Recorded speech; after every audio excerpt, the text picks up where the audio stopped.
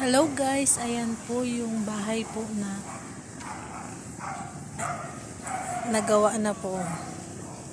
Malapit na po nilang tirahan. Ayan po. Ang ganda po ng bahay. Ayan po siya. Tingnan niyo po yung harap. Ayan po. Mayroon siyang like, tapos ito po yung ayan po yung bahay. Hello guys, ayan po. Ang ganda po ng bahay, no? Yung kuya po naglilinis po siya. Ayan po.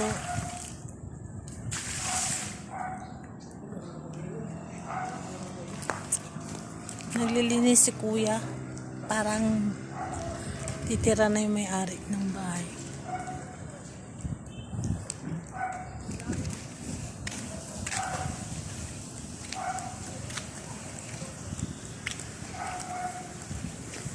Ayan po yung bahay.